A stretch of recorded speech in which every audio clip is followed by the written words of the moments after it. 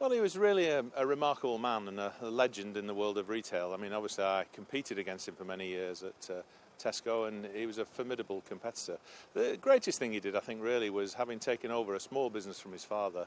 He rode all the changes that happened after the war as we moved to self-service supermarkets and big supermarkets and so on and so forth, modernisation of the supply chain, and all the way through he kept an uncanny feel for customers and what customers wanted. Is it fair to say that he helped transform the supermarket industry over those decades from the 1960s onwards? Yeah, very completely fair, yes. I mean, there were a couple of other people I think you would put in that bracket, you know, Jack Cohen, John Sainsbury, Ian McLaurin and Terry Leahy, of course, subsequently. But Ken was right in the forefront of all of that. That change from shopping in small stores, you know, service over the counter, to the self-service supermarket revolution and the supply chain changes that came with that after the war. Ken was very much in the forefront of all that. Ken's father, William, founded the business in 1899 and did very well. You know, he built it up into a couple of small shops and some market stalls.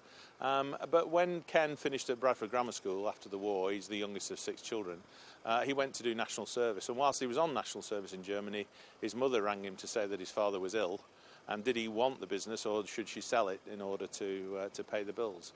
And so he said, well, look, when I get back from national service, I'll have a go. And he took it on, and he built it from that small beginnings of a few market stalls in Bradford to a business that was well inside the FTSE 50.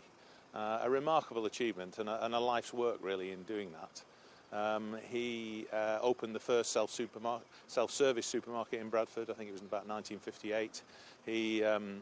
He opened the first out-of-town supermarket in Victoria. You know, it's known as the Vic within the firm. We still have that site, a different store now, of course, but that was in 1963.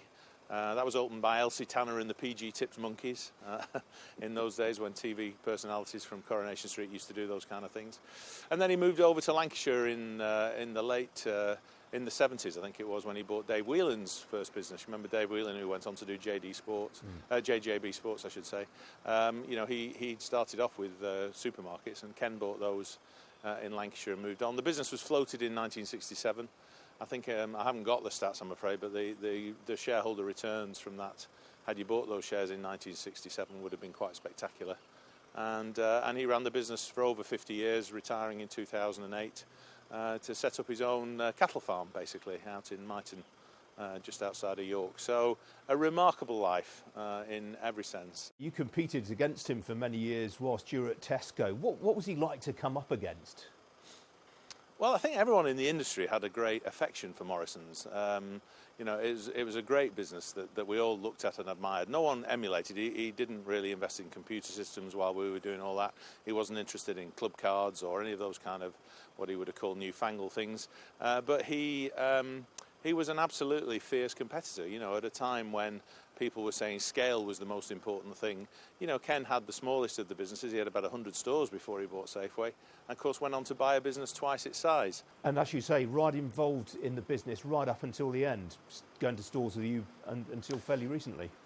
Very much so, yes. You know, many times last year I visited stores with us, and was very generous with his time, very generous with his comments on the business and his insights, and you know, remained a very important part of the business.